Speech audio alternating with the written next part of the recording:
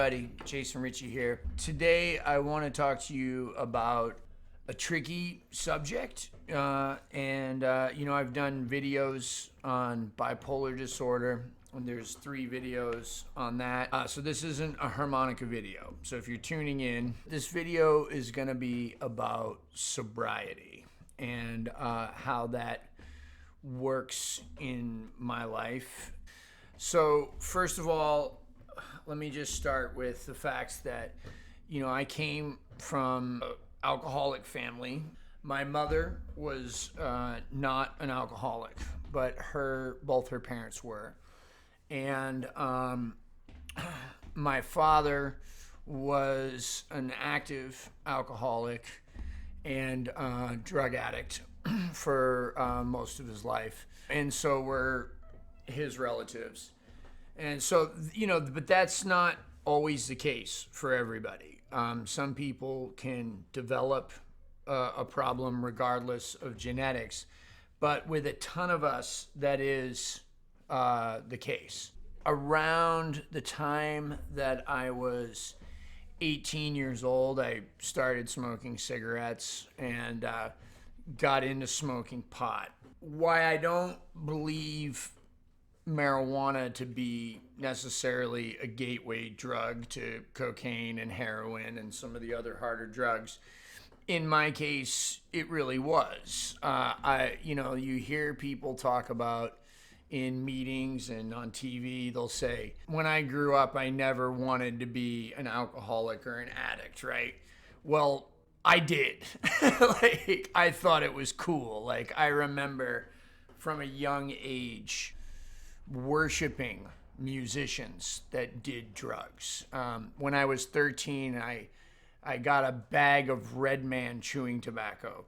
And when I started chewing it, the first thing I did was put on Hendrix, and listen to it, and got a tobacco nicotine buzz, and, was jamming out to Hendrix. And I remember watching Sid and Nancy at a young age and thinking that was very cool, right? And looking up to Keith Richards and, especially Charlie Parker and Janis Joplin and all these great jazz and blues and rock and roll musicians, right? So when I started smoking pot, it was very much about being cool, right? And fitting in.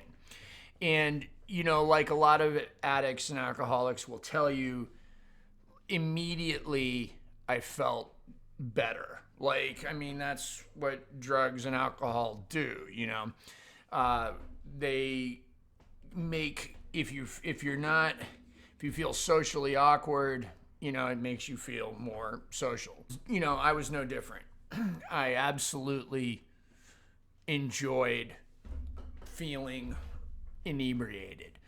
And immediately I noticed some things that were different from me, from some of my friends that were smoking pot and drinking, right? Because I started drinking too around that age. The first thing was that I had to have the bag of pot. I felt better just having it, right? It wasn't enough that I knew I was going to meet somebody that day who had some. I really wanted to have my own, okay? And that was because immediately when I started using drugs and alcohol, it became my solution to sort of everything. I couldn't play music unless I had it. I couldn't go out unless I had it. If it rained, well, here's a good excuse to smoke a joint. If it's a beautiful day, it's a good excuse to smoke a joint. So pretty quickly, within the first year or so, I noticed that I really couldn't enjoy things without it. If we went to the movies, I couldn't go to the movies without smoking a joint. Or if I didn't, right? If I did go to the movies, if we didn't have it for some reason, the whole movie I would be thinking, well, how much better would this be with a joint? And the same thing with music, listening to music, appreciating music, seeing music, playing music. So instantly I had this kind of dependency upon that substance, right? Immediately, just on pot, right? So for me, marijuana immediately was a red flag. Immediately. Like, now, my friends that smoke pot today, who smoke pot successfully, a bunch of them, they're not like that. When they run out of pot, they're cool, right? They don't worry about it. Me, when the bag got even close to like 2 or 3 joints away from empty, I was on the phone. I would drive around before gigs, sometimes would even be late for a gig because I was trying to score pot as if it was heroin, right? Like as if I was going to get physically ill if I didn't have it. That's how dependent I was immediately. Now, marijuana didn't cause me a great deal of damage, socially, physically, economically. Okay, so I didn't see any problem with it. And I smoked it all the time. And it was mostly encouraged. And as I became a professional musician around the age of 21, 22, right around there, started making all my income from music, it was basically expected that I would smoke pot. And so there was no problem with waking up in the morning, having a bong hit, doing that all day long, in the van, in between sets, at night, all day. And that's how my marijuana use is when I engage in it. It's from the moment I wake up until the moment I get to sleep. There's a line in the text of Alcoholics Anonymous that says, we cannot simultaneously enjoy and control our drinking, right? Something like that. That's the case for me. If I had 5 joints and I was trying to ration those over the course of a day, I was miserable. I just had to smoke them, and when it ran out, we go get more, right? And that's all there is to it. And there is no argument for me about, are we going to get more? We're going to get more. So I started to notice some repercussions just alone from marijuana. Maybe they weren't financial, they weren't really legal. Like I got in trouble a couple of times. I got busted with a pipe and stuff like that, but like out in Idaho, right? But like nothing really serious. But some of the repercussions that I noticed were like, I would forget things. And I had this in the back of my mind that it was possible that I forgot these things because of marijuana. Like dates and where I agreed to meet somebody, or names. I'd be on the phone smoking a joint with a club owner and I couldn't remember his name or his wife's name or something that would have helped me do business better just from smoking weed. Okay. And in the back of my mind, I thought, how much better would I be as a person if I didn't smoke pot? But then I would just go, oh no, like you can't quit smoking weed, right? Well, I wasn't going to do anything about the pot. I wasn't. It wasn't causing enough of a problem in my life for me to make any changes. Around 1996 or 97, I started using cocaine pretty heavily. I was living in Jackson, Mississippi, and I started snorting cocaine pretty frequently, 3-4 times a week, right? And I loved it. I loved it right away. I liked getting on the phone and calling people and talking to people. I would do it like here and there at gigs and stuff. And immediately it became a problem. Like immediately. Like I sometimes didn't have money for weed. And that's how I knew it was a problem, right? Like when I suddenly cared more about having this than pot, I knew there was an issue. So that quickly progressed to crack cocaine. So I found myself in a situation. I had sent somebody into a house actually to get a bag of weed in Memphis. Bass player. He went into the house and he came out and he had crack instead of marijuana. And I wasn't the type of person that was going to say no. I was willing to try anything. I was open to new experiences of any kind. I was one of the people, not everybody is like this, but I was one of the people that was immediately hooked from the first hit of crack I took.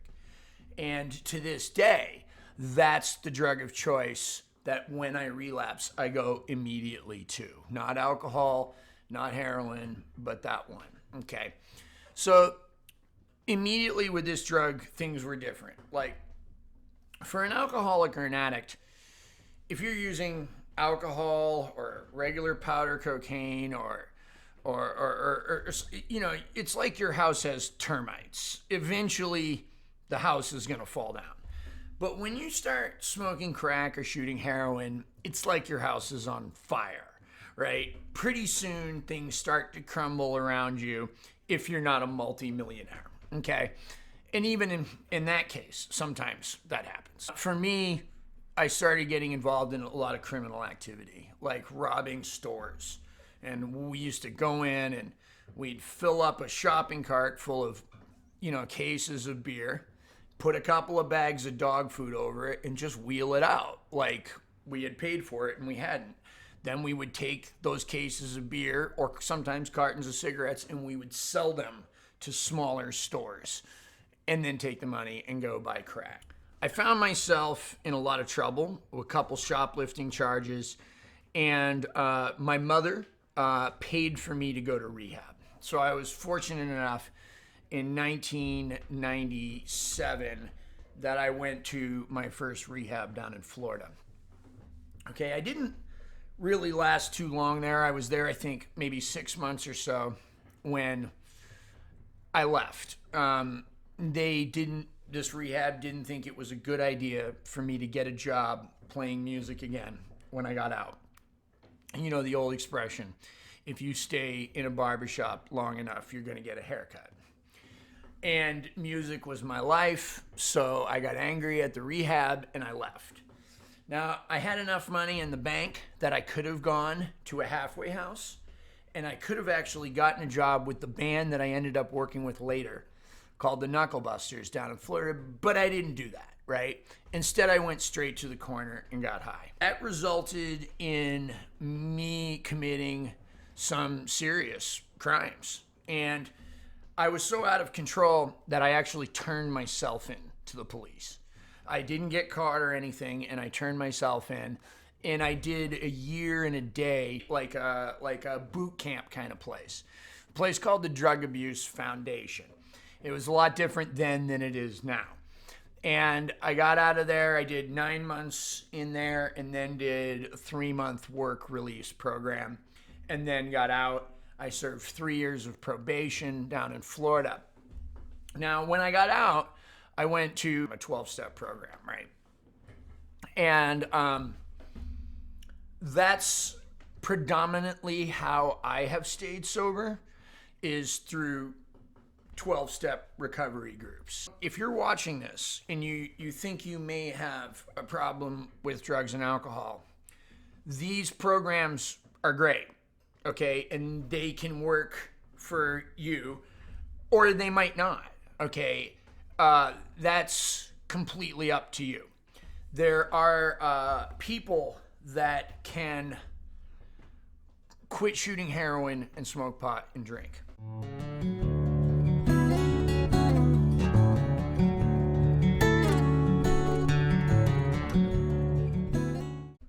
I'm not one of them. I've tried to just smoke pot. I've tried to just drink. And invariably, at some point, I get tired of that. I lose my community of sober people around me. I make whatever drug I'm doing, whether it's alcohol or marijuana, whatever drug I can kind of manage my life on a little bit, I make that drug my solution to the point where I'm not happy or where I need a greater solution. And that greater solution for me, as I said before, usually starts with crack and then ends up with crack and heroin. Okay. But there are other programs, especially now. There's cognitive behavioral therapy, dialectical behavioral therapy. There's a group called Recovery Dharma, okay, which is a Buddhist-based or non-God-centered form of recovery that looks at dependence upon alcohol and drugs as a form of attachment, and then how we can relieve ourselves of those attachments through like very logical things. That's Recovery Dharma. There's also Jesus-based recovery. Actually, I found 4 types of Christian recovery groups. Christians in Recovery, Celebrate Recovery, which is the one that I've heard of, and I have some friends who do that. Alcoholics Victorious, and Alcoholics for Christ. There's also a group called S.M.A.R.T Recovery. S.M.A.R.T Recovery uses CBT, or cognitive behavioral therapy model. So it's also non-God based. It's also, as far as I understand, not a program that recommends entirely complete abstinence. In other words, if you think you can drink or you think you can smoke pot and you want to continue doing those things, you won't be rejected in these groups. Okay, I think the same is true with Recovery Dharma. Most people that go to these groups recommend complete abstinence. I'm not going to sit here and do that for you. You have to figure that out for yourself if you're wondering about that. So let me go back to a little bit of my history. First of all, I got sober for the first time in 1998. I stayed sober until 2010. In 2010, I relapsed. That's 12 years of continuous sobriety. No pot, nothing, just nicotine and coffee, okay? And why? Why did I relapse, right? That's a really good question. And I think the short answer is because I wanted to try to use drugs and alcohol again. But there were some other existential reasons.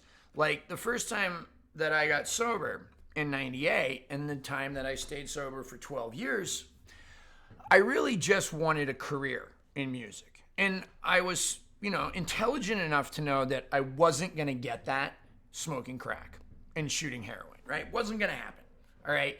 And probably wasn't going to happen even drinking or smoking weed. Not for me. For some other people, maybe, but not for me, right? For some other people, yes, I've seen it, right? But not for me. So I cared enough about that career to quit. Okay, now in 2010, I kind of got everything I wanted. I had a hot boyfriend. I had a beautiful home that I owned. I had a couple of cars, both insured. I had records in record stores back when there were record stores all over the country. I had a great booking agency and a fantastic record label. I had a great band. It was Sean Starsky, Todd Edmonds, and Byron Cage at that time. And I wasn't happy. Because like an addict or an alcoholic, when I got what I wanted, I just wanted more of it, or I wasn't happy with it, right? So when I kind of got everything that I had set my sights on getting, and it wasn't as fulfilling as I thought it would be, I went back to my old standby, which was drugs and alcohol. And that was in Cleveland, Ohio. Okay. I went out driving, and after 12 years of sobriety, I put a crack pipe back in my mouth. And that lasted for a couple of years. I tried to regulate. I tried to stop smoking crack and just smoke weed. I did that for a little while. Like some of you that saw me on the Blues Cruise, during that time, I was just smoking weed and drinking.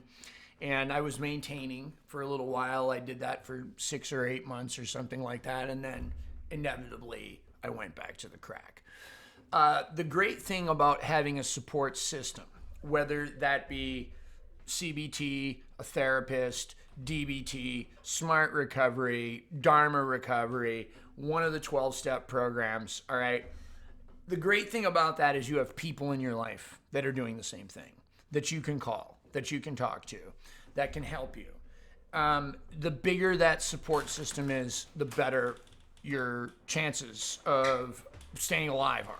If you're a person that is currently using drugs or alcohol, if you're a person that is currently shooting up, or smoking crack, or doing meth, or one of the hard drugs, I'm not here to tell you to quit, okay? What I'm here to tell you is to stay safe. Use clean needles. Try to find people that kind of care about you out there. stay alive long enough so that you can make a decision later. If you're a person that has somebody in your life that's using drugs or alcohol in a chaotic fashion, who's in the middle of chaotic drug use, don't come to me. I have no answers, right? I don't know the answers, whether it be tough love or enabling, or how much enabling is keeping somebody alive. I don't have the answers for that. I would seek help through a therapist or through a program like Al-Anon. Maybe my wife could make a video on that. All right. But I don't have any advice. I can only tell you from my end what it's been like. So after a couple of years, from 2010, it was really actually less than a couple of years, 2011, I got busted. And I ended up in an Indiana jail cell. And when I got out, I had a bunch of relapses. I was looking at 12 years in prison. And when my court date finally happened, I drank afterwards for a little while. And I thought maybe I could do that and get away with it, even on probation, completely reckless. I remember going up to Chicago to do a gig with Nick Moss. And Nick says to me, he says, "Hey, yo, you're drinking. What's up with that?" And I said, "Oh man, like no worries. Like my drug of choice is crack cocaine and heroin. And this doesn't bother me." And he said, "Well, let me ask you a question, man. Is that legal on probation?" And I said, "No, but it's not a big deal. Like it's not a problem, right? So I'm not going to let them tell me how to live my life." And he said, "Well, if they told you no cheeseburgers or you could do 12 years in prison, would you be eating cheeseburgers?" And I knew the answer was no. I wouldn't risk going to prison for 12 years for a cheeseburger. Yet I was willing to risk that for beer, okay, and Jägermeister, okay, and vodka. Absurd. Okay, so that's an example, right? So like, if you're asking yourself, should I quit smoking weed? I mean, one of the questions could be, can I quit smoking weed? If you think you can't, maybe there's an issue, right? Maybe. It took a little while, but I got it again. For me, I got back involved in a 12-step program. And I went through the steps of that program with another man, and I changed my life around again. I put together 4 years of sobriety. In 2017, I relapsed again. That was a particularly tough relapse, okay, because I found it very hard for me to get sober again. It took a long time for me to put together a significant amount of time. Okay, so one of the things, if you're watching this and you're already sober, all right, you've heard it before. It's easier to stay sober than it is to get sober, okay? Right? I thoroughly believe this. No matter how bad your sober life is right now, find why it's bad and try to fix that. No matter how painful it is, don't revert back to the drugs and alcohol, because you may not live through it. You may not live. Now, by the grace of God, and I mean that for me, that's what it is. And by that I mean through nothing of my own doing. Okay, I have managed to live through this. I have shot ridiculous amounts of heroin and smoked ridiculous amounts of crack and didn't die. I've seen people do the same amounts with supposedly higher tolerances than me and die. I've had numerous friends overdose because doing the same drugs that I do, okay? And I'm still here. I didn't end up with a long prison sentence by the grace of God, okay? By the grace of God, I'm still here. Okay, that's what I mean by that. Okay, that's what that means to me. Okay, and more. You don't have to relapse to start over. Okay, that's the most important thing that I've learned. And I've seen people with long-term sobriety go through miserable times and work their way out of it, either by revisiting steps, doubling down on whatever program they're working on, helping others, okay, getting into therapy, maybe even a medication if the problem is a mental illness, and stay sober and get a quality of life and serenity that's good again. It's good again. And they didn't have to go back to using drugs or alcohol to start that over again. Okay. So in 2017, it took me 2 more years. Okay. It took me until now to put together 1 solid year of sobriety. So what happened was I would put together 6 months, go out for a weekend or a week, put together 9 months, try to smoke pot for a few months, right? And none of it worked. None of it worked for me. And we tried it all, and my wife was amazing, and she was supportive, and she said, okay, if you want to try to smoke pot, let's do it. You know, she wasn't going to step in the way, and I did. And it just didn't work for me. Just for me. I'm not saying it wouldn't work for you, but for me it didn't. It was in September of last year that I got sober again. I went through the program with another man and I've been going through the steps. And I also started seeing a therapist, and I also went through a 10-week free dialectical behavioral therapy outpatient program. Okay, the combination of all of these things has helped.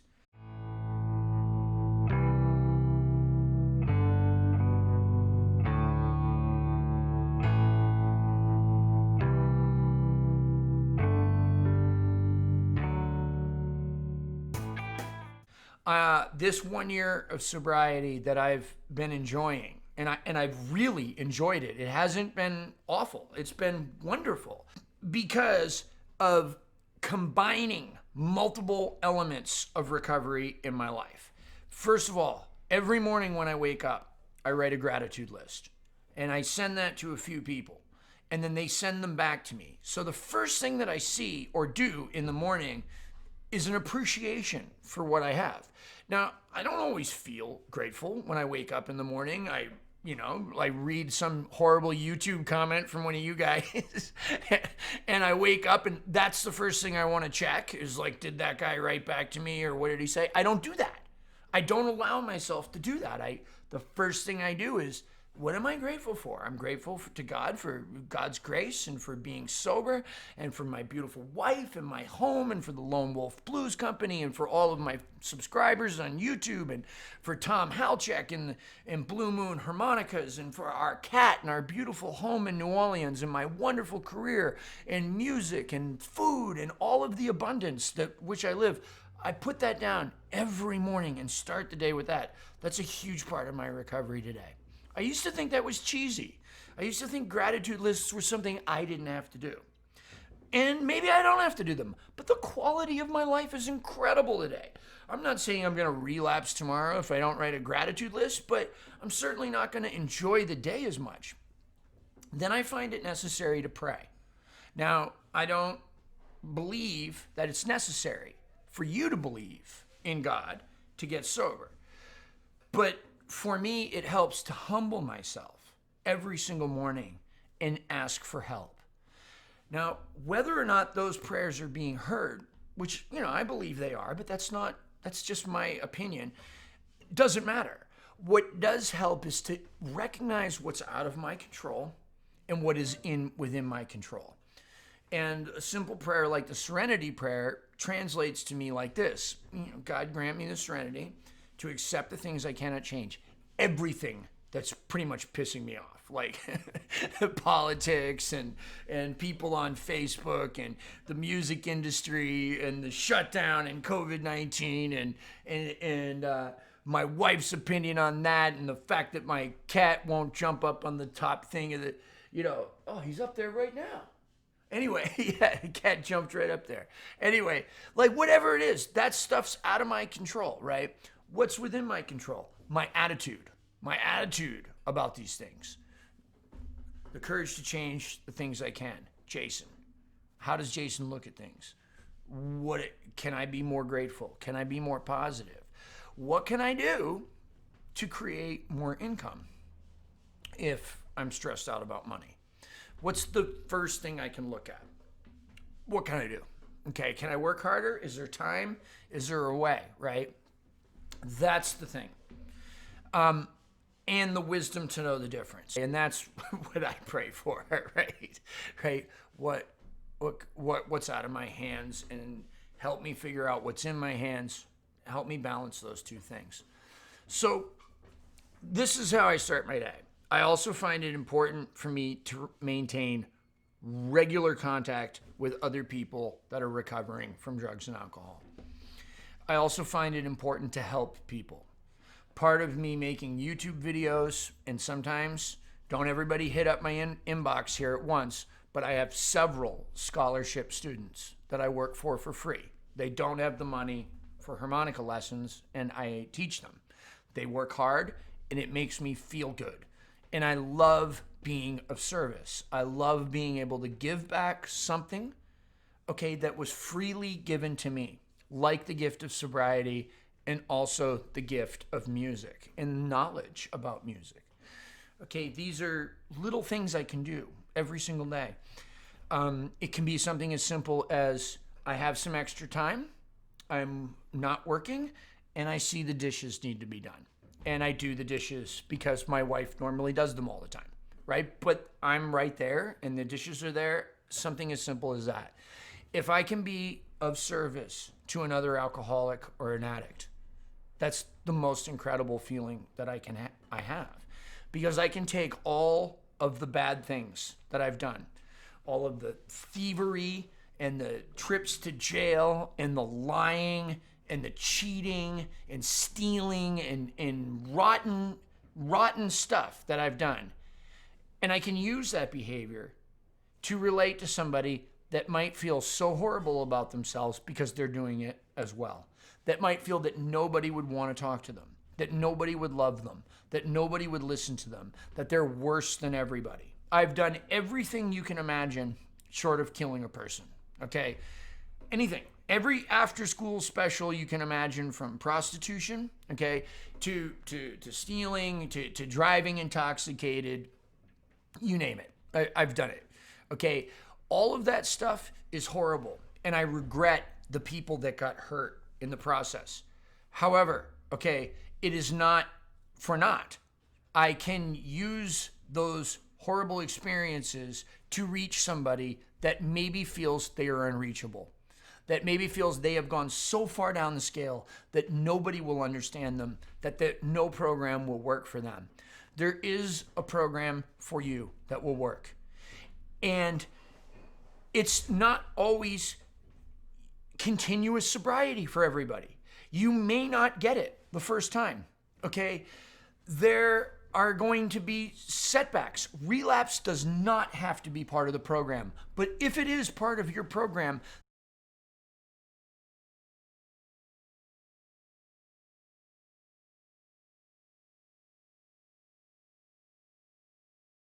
the most important thing is, remember me.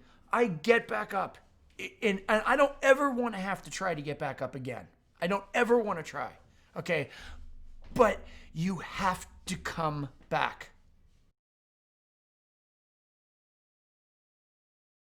If you're like me, if you use drugs and alcohol like me, which, let me explain to you what that looks like. For me, it doesn't stop unless it's a cop car or an ambulance, okay, or a hospital, or I pass out. Okay, and usually if I pass out and I wake up and nothing bad happened, it's starting again until one of those things happens, okay? So this is paramount for me, that I don't use drugs and alcohol. If any of this is striking to you, okay, find a way to get help. Just go to Google, search for 12-step meetings in your area. If you're not into the God concept, if you've had experiences with a 12-step program and you don't like it, check out S.M.A.R.T Recovery. Check out Recovery Dharma. If you're a Christian and you just want to be around Christians, check out Celebrate Recovery. Check out some of these other Christian programs. You can use a Google search to find better. If you're in the middle of a COVID-19 shutdown right now, if this is right now this year, if you're watching this year and you're shut down, there are Zoom meetings you can get to. It's not the same as going to a meeting in person, but you can meet people, and you can meet people from all over the world.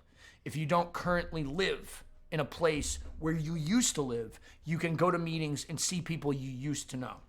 I can't tell you how many people I've seen in meetings that I used to get high with. Right?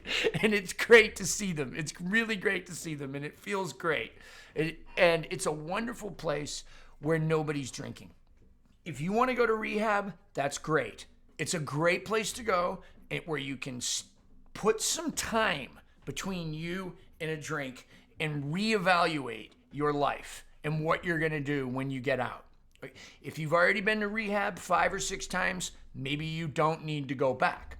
Maybe you do. Okay, these are all personal decisions that you have to make.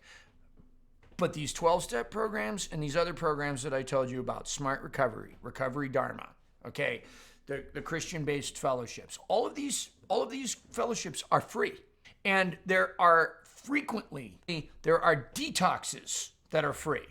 There are sometimes scholarships given to people who don't have money to go to rehab. If you're sincere and you reach out and you try with half the amount of effort that you used to get high, you will find help. It's there for you. This country is full of it. And it's been there for me. I got sober in 1998. It's 2020. Out of those years, 17 of those years I have spent sober. That means only 3 years out of 20 years did I engage in drugs and alcohol. Was that time continuous? No. Did every single sober day count? Mm-hmm. And it was great. Even the bad ones were learning experiences. Okay, I'm lucky to be here. I thank you. I made this video because somebody wrote a comment the other day on one of my videos where I was sober and said, drugs and alcohol, geez, Jason, take care of yourself, right? Look, one of the most frustrating things as a recovering alcoholic and addict is when people look at you, especially if you're a musician, and especially if you're a musician of some note, people are going to accuse you of being on drugs and alcohol when you're not. This is normal, right? What's important for me to remember is, imagine that. Somebody thought Jason Ricci was doing drugs, right? That's a normal thing to think about me. I'm very enthusiastic and I'm very passionate and I'm very happy and joyful sober. Some people can't imagine that I could possibly feel this good, be this enthusiastic, love life this much sober. But I do. It's beautiful. I have a wonderful, wonderful life today. And yes, it takes effort. Those gratitude lists, therapy, the meetings, working with my sponsor in my 12-step program, all of those things are like insulin to a diabetic to me. They're daily maintenance rituals that I try to engage in, and it keeps me regular. All right, I hope you enjoyed the video. I hope you got something out of this, okay? This is completely subjective. There is no one certain road for everybody to recovery.